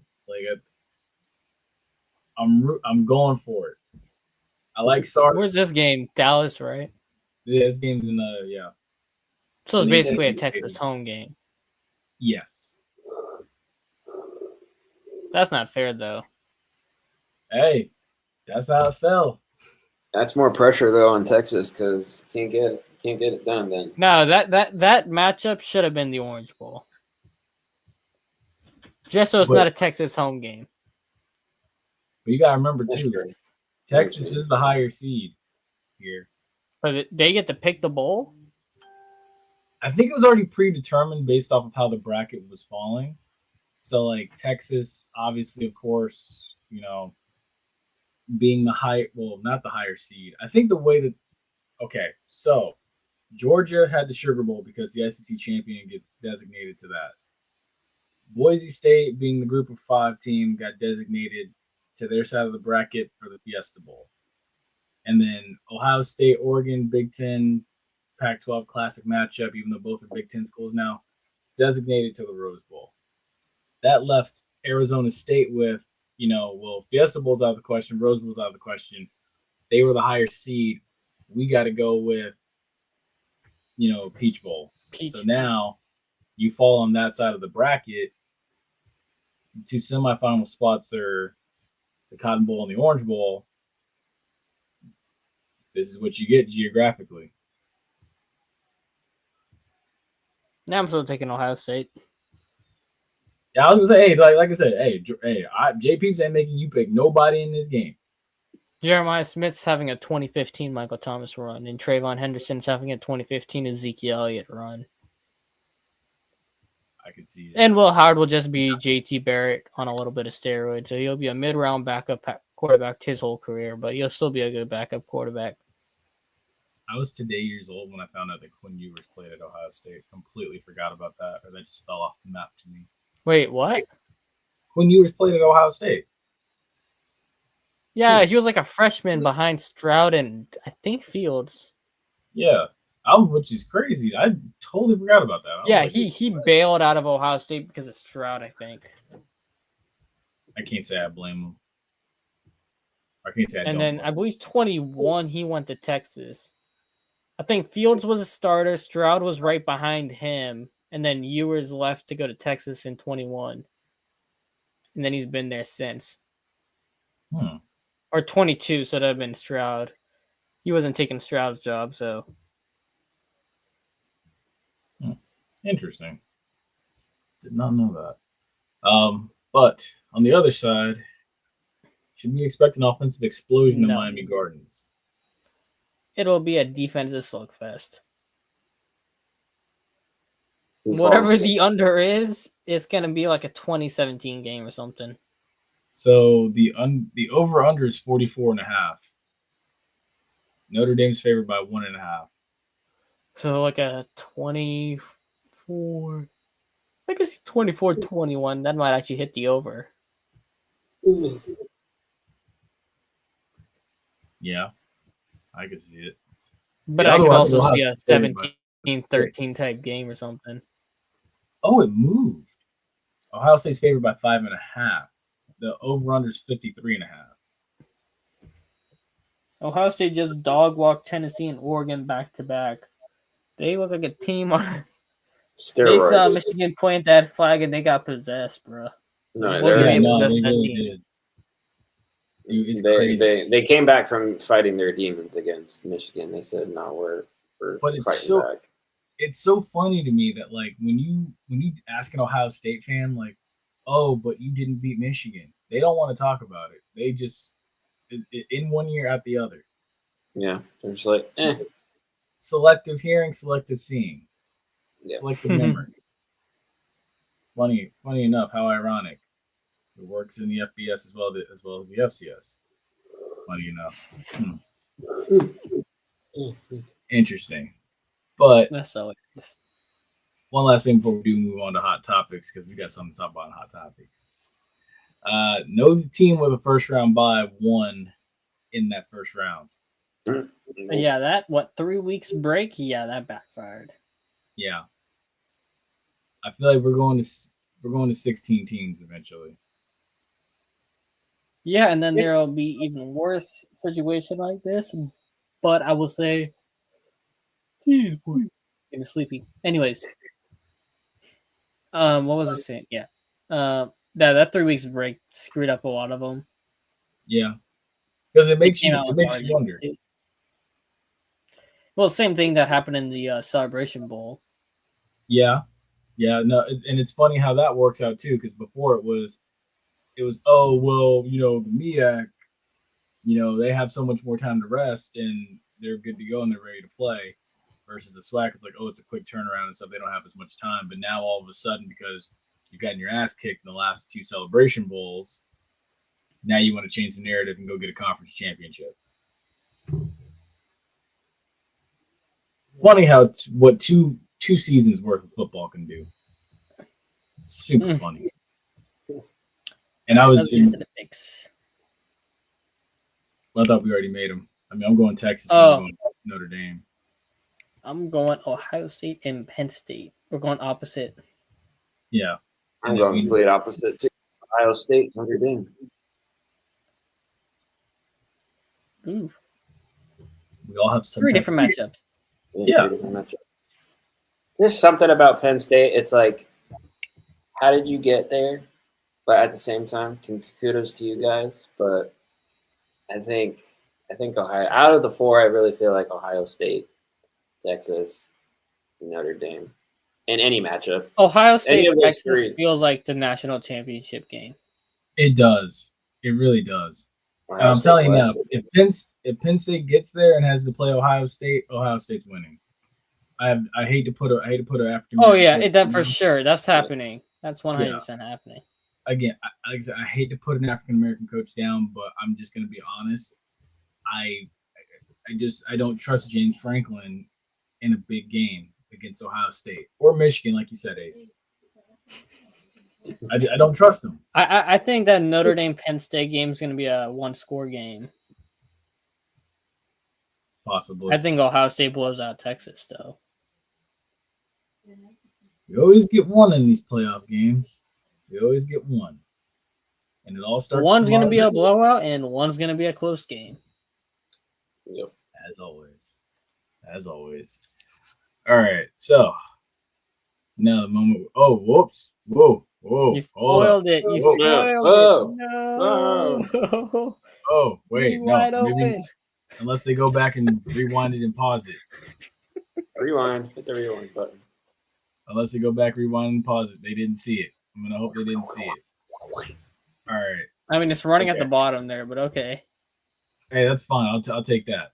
All right, so I need to learn to edit live stuff. So I could make us do a rewind live. That'd be cool. Well, one thing I will say here before we do jump in to kind of create some type of suspense is we have an update on FAMU's schedule here. So one thing I added to this is outside of the original games that were slated to be played here, found out the Orange Blossom Classic's going to be coming back, but you're not playing a SWAC team. You're playing Howard down in Miami Gardens. That's a good game, I guess. Yeah, I mean, I like it. It's a good first measuring stick. I think it's going to have to be played after that South Alabama game. So you've got South Alabama, and then the next week, because it's a Labor Day weekend game. I mean, Miami plays Saturday, I believe they do, and then you could play that game Sunday. I think Miami plays in that weekend. 10-3 record or 9-4 record. Yeah. Honestly, right now, that's the way I gotta see who they bring in at quarterback. They brought in one kid already. Like I think he's 6 feet. Tyler Jefferson. Yeah, that's not happening. I'm just looking at in terms of schedule. I'm not thinking of players. I just think of 10-3, 9-4 type situation. Okay, so they play Bethune on Saturday, September 6th. I mean, September 7th is open, so they can do it. Right now, I could see them the way this is looking early, and based off of what's been brought in. If they had to go to bat right now, I think they're losing. I think they're losing to Jackson State right now. I think they're losing to Jackson State. I think they're losing to South Alabama for sure. And then there would probably be one other game that they shouldn't lose on the road. South Alabama, that's Sunbelt? Yes. Yeah, they're losing that. Yeah, that's yeah, I can definitely those right now. Those are my two locks for losses right now. Now things can change. The portal hasn't opened back up yet, but there goes sources, man. You can't leak the sources. You can't leak the source, dude. You can't leak the source. It's the sauce, secret sauce, man. You can't leak the sauce. Hey, I'm telling you, just ride the wave. Yeah, 2 losses for sure. I think they're gonna have probably like 4 losses in max. Yeah. Again, it depends how the rest 4 of the to 5 losses. This ain't the same Willie Simmons team, where I'm sure they're only gonna lose those 2 games. They're gonna F around in one of their 2 of them. Sad to say, yes. Yes. Sad to say. But we'll see what happens again. Like I said, off season's not done yet. You know, this is it's January. Don't burn us at the stake. Let's warm it up a bit. Let's talk about some booty wide open. Some what now? That's Keyshawn Booty being wide open against the Bills. Well, booty, but it's also booty. Booty. I don't know. All right. So let's just go ahead and talk about this. I'm gonna ask this nicely. Did Joy Taylor set women in sports back? She did. Yep, she's had him back about 34 years. Mm-hmm. But I will also say, like, they got analysts out there like Mina Kimes who also do the job right and probably know more about sports than most guys do, and like has the brains to back up her position on shows. But then there's also those like Molly Karam and Joy Taylor who we all kind of figured are in the same boat. Yes. But I guess in the industry, in like the entertainment industry, that's kind of how it goes. I'm assuming. Sadly, yes. Sadly, yeah. Because based on what certain things, and even Hollywood, it's kind of the same thing. Sad to say, but yes, that's just how the entertainment industry works. But the way I think the worst thing about it, Ashton, dang it, Ashton, you beat me to it, man. The worst part about that whole lawsuit thing, it's not even Joy Taylor, bro. It's not even Joy Taylor. It's this. Yeah, dude. Man, 1.5 million. How desperate can you be? The stylist for 1.5 just go to Nebraska Avenue in Tampa at like 12 o'clock in the night, 1 o'clock in the morning. Yes, Mr. Sasser, to catch you up, this is what I was getting at. Skip Yeah. Bayless is horrible. Skip Bayless is ever since Shannon Sharp left. And it's funny, I said Shannon Sharp been on IG Live. Yeah, he's been on IG Live. Somebody said it makes you wonder, like, who was that was Michelle? Was it really Michelle? Or was it Joy? Honestly, when he said when it all came out, I thought of you remember that lady who used to be on Get Up a couple of years ago? The Michelle. It was like Beagle or Beetle or something like that. You know what I'm talking about? Wait. Hold on. She used to be on Get Up. I think she's on Fox now. I'm not sure. She pissed off. She's annoying as hell, but still. Oh, Michelle Beadle. Yeah. Ooh. Wait a minute. She's 49 years old. How old is Shannon Sharp?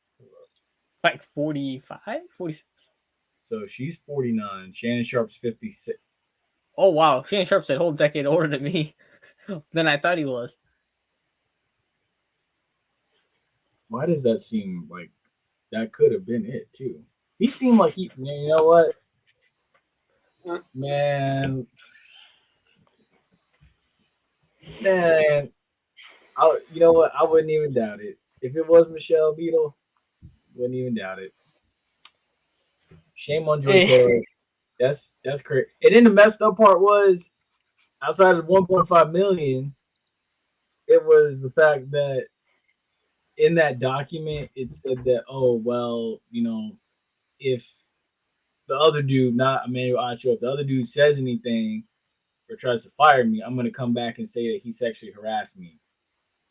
That's how much power I have at Fox now. Yes, the good old fake wise. So it makes you dive even deeper. I'm not saying that this is all women, but it makes you wonder, like, the age old concept.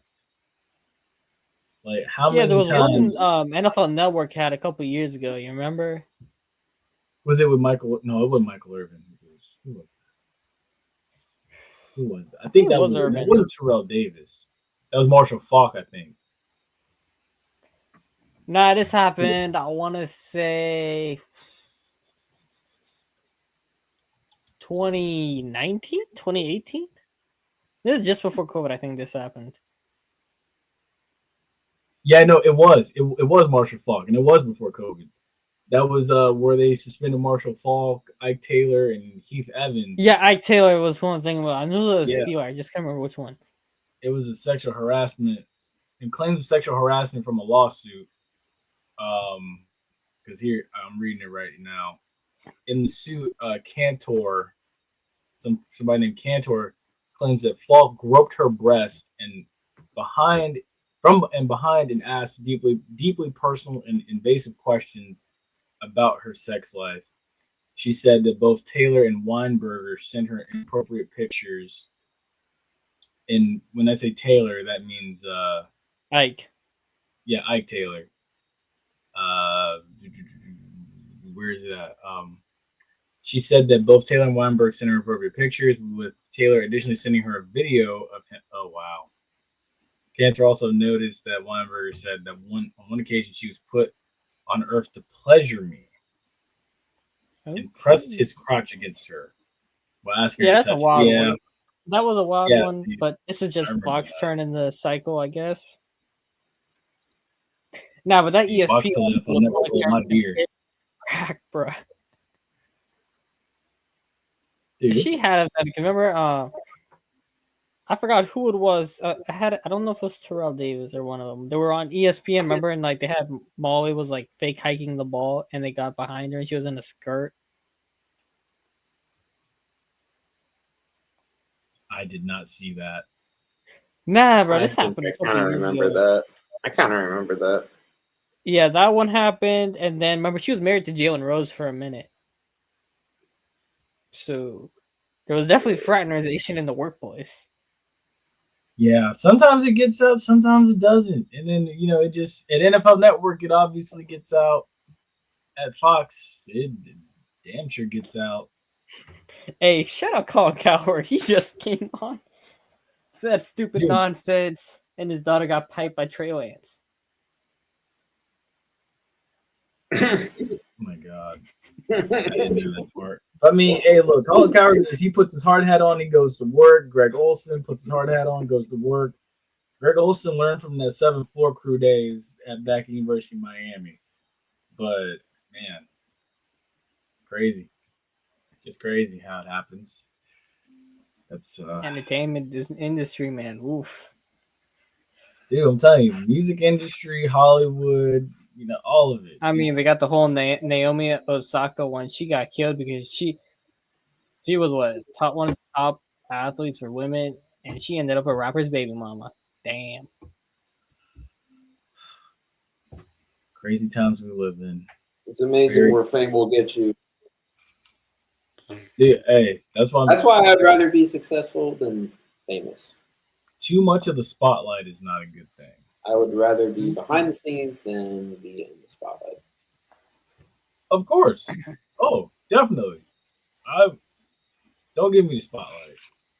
I'd rather just sit in the back. Mm-hmm. We're doing great things here, guys. I don't need the hot topic heat. That exactly. You don't need the hot topic heat. I wonder where Max Kellerman ended up, man. I actually need the heat right now because I'm freezing over here. And, you know what? You know what, Mr. Sasser? We can have you put on an extra set of clothes like they did Joy Taylor. Cover it all up. What was that Antonio Brown said? Antonio Brown was like, they made her cover all the way up.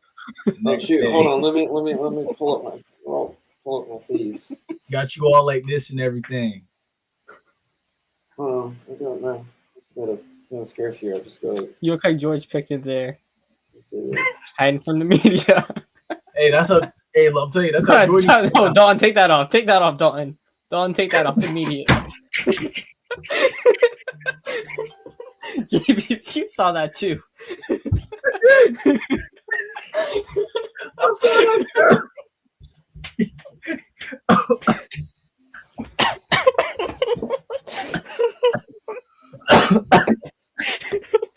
Oh snap! I want to be sure to make us a blooper reel. I want to be sure to make us that's a blooper reel, bro. No, I'm gonna make us a blooper reel. I'm gonna go through all of your damn. No, you got that hair making you look like a Harry Osborn from Amazing Spider-Man 2, with the hair hanging off the side of your face. Just keep it like that. When he don't ever put that on your head though. Don't do that again. When he did that, my first thought was, I was like, we went from having a nice laugh to, oh my God, here comes the FBI. FBI, open up. He's in New York. We do not know this guy. Right out of the look, hey, I ain't never seen that man a day in my life. Not a day in my life. Nope. Oh, goodness gracious. But that was hilarious. The other thing, hockey is coming to Florida. This is the last topic of discussion for the night. Oh, Jesus. Yeah. Lightning and Bruins next year in Raymond James. That's going to be fun. Yeah. Mm-hmm. Got the Stadium Series and the Winter Classic. Oh, freaking yeah. So, yep, the Lightning will be playing the Bruins February 1st. January 2nd, it'll be the New York Rangers playing the Florida Panthers. And I don't know how much these tickets are going to cost, but I do want to go see this. I want to see this. See that regardless, no matter what I'm doing. Honestly, the way it feels around here now, I mean, they're going to pull this off, and it's going to be great. Hey, man, they said, them weather people lie, bro. They said we were going to have a warm winter. Nah, man, this year's winter has been colder than last year's already, and we're only in January. We're going through a winter storm right now. We're on frost advisory. I'm telling you, we went in the 30s one time last year. This year, we already dropped in the 30s 3 days. Yeah. Hey, I like it, honestly. I hope it's cold. I hope it's cold Sunday night. I really hope you can go to that football game and freeze your behind off. Hey, I'm gonna be ready too. Look. Yeah. I went to go see Lakeland play Niceville in a playoff game. That was probably the coldest playoff game I'd ever been to. Coldest high school playoff game. Nah, but you sit all the way up top, bro. Up top and that wind, bro. Oh God, hold on. That's with the bay right there. Oh Oof. yeah, no, yeah, literally with the bay right there at my back. Yeah. Oh yeah. I love it. Make sure you put on like 3 jackets if it's gonna be cold. Dude, I wore like 3 we're supposed to get rain Saturday, so Sunday would probably be colder. Yeah, Friday night and Saturday we're supposed to get rain. So dude, it's gonna be crazy, man. It's as long as it's not a monsoon. Oh, dude, I'm going in the concourse. If it's a monsoon. How did that work out for the Reliant Quest Bowl? With that thing just gone. So with that, it as I'm sitting there watching it, as soon as I get to my seat, it starts to just be little drizzles and drops. And then all of a sudden it just started pouring. And it got worse and worse. That was like a summer rain. It was like summer rain. It was crazy. And so in the end, I was like, you know what? I think it's best for me to go underneath. Because at one point I could tolerate it. Because I'm sitting there, I'm sitting there looking at it. I'm looking down at Alabama's band. I'm like, if the $1 Million Band can stand out here and take it, I can take it. I'm doing fine. But then it got to a point where it started raining sideways, and I was like, yeah, no, I'm getting covered. I'm getting covered. It's no one shot. Wait, I shouldn't say it like this, but it's like black folk, when it rain, we go to cover right away. But when white folk go to rain for cover and for shelter, that's when you know it's raining hard. That's how it was. And it did have an impact on the playing surface. Unless you have someone like me who likes the rain and just will probably be out in the rain regardless. I think you're proving his point there.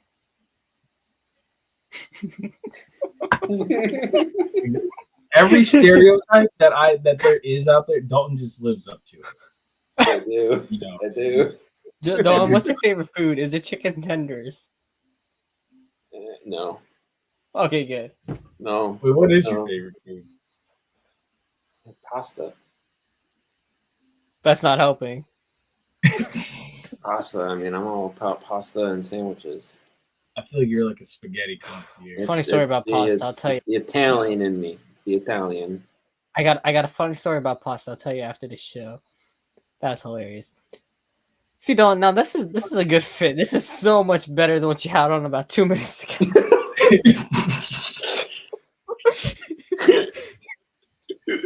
Yeah, this is the real guy right here, not that fraud whoever hacked his stream. Yeah. I'm saying no. The other guy he had on his little suburban turban.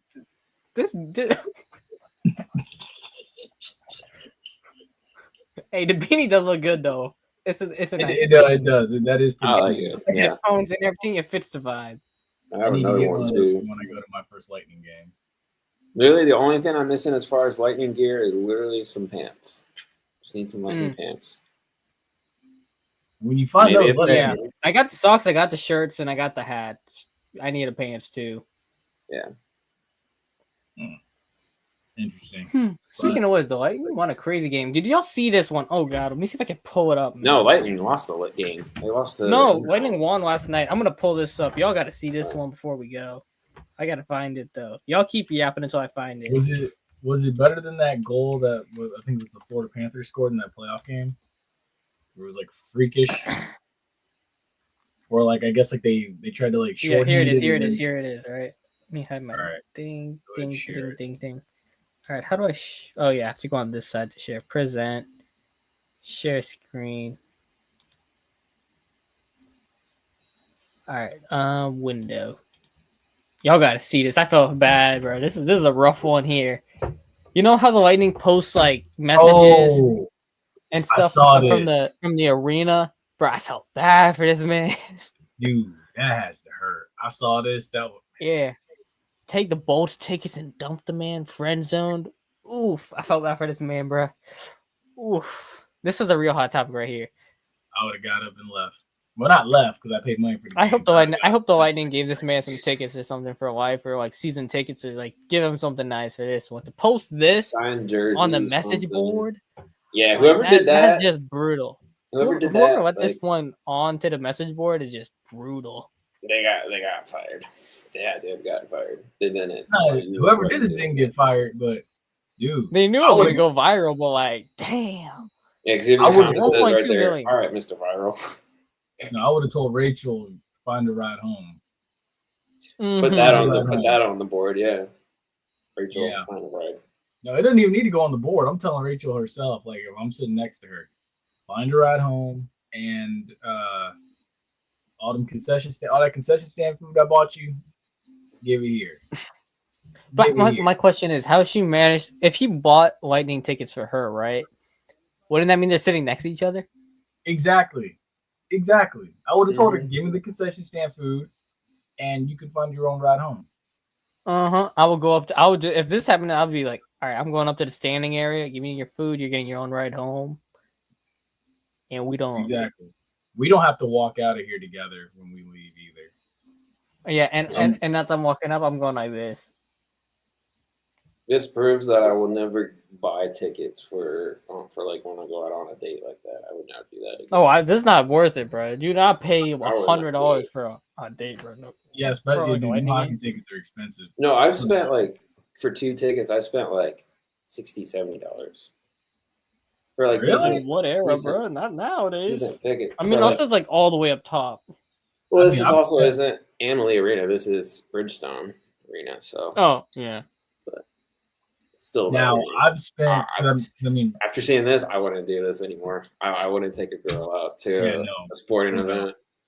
Now I've done Rays games before where the tickets are like $25 to sit in the outfield. I've done that. Hey, but you want to hear the crazy part? This was during the second intermission. This had to have been during the second intermission.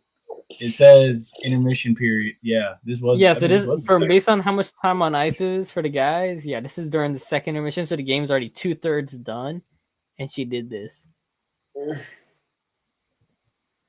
Dang. Find a ride home.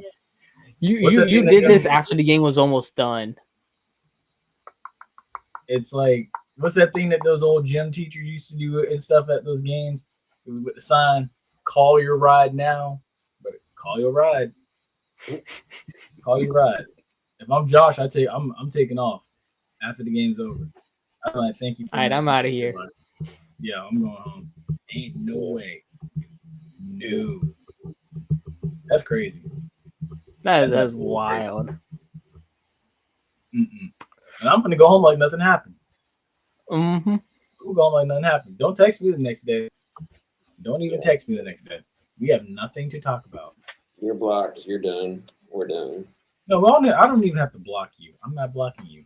It's just, nah. Don't send me that text. I wouldn't even block. It's not even worth it. I would just never delete the contact and ghost. Exactly.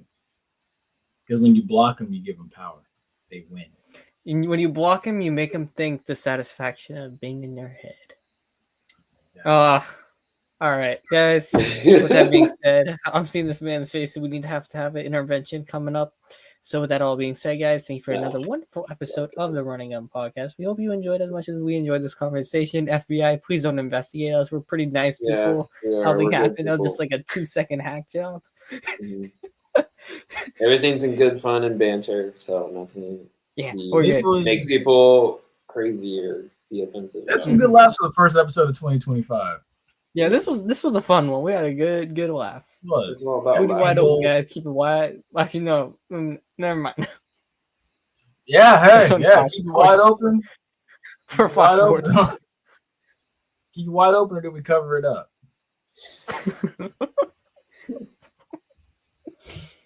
2 layers or 3 layers?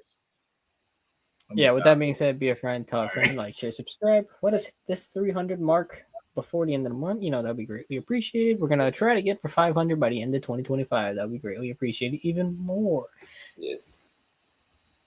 Who knows? Might have a new intro coming up soon. That'll help switch it up. We can get some of the people who have never been appeared on this podcast since I've been here never go on again. So have the full purge. New year, new us, new penalty talk. And you never know. Now that Dalton is officially part of Penalty Talk full blown, now we can actually do the Lightning podcast next season. Yeah. Maybe we could start. And you'll be in Tampa too. Yeah. You can do after the All-Star break. Yeah. Good. Wait a minute. Is that? I just thought about it. Is that game supposed to be happening February 1st? Ooh. That game's supposed to be happening during Gasparilla. It's always during Gasparilla weekend. Oh, that's going to be crazy. Also, quick shout out to all those affected in the fires in LA. Yeah. And surrounding areas. Oh, yeah. Keys and peas. Prayers out to you. I have some people I know that are out there, so thoughts and prayers to you guys. Yeah, folks, stay safe, stay blessed. Enjoy between tomorrow night all the way to Monday night. Football, all this playoff action. NBA screwed up, guys. They let the Magic stay the 4 seed with no star players, and now they're getting healthy. Look out. End the show. Good night.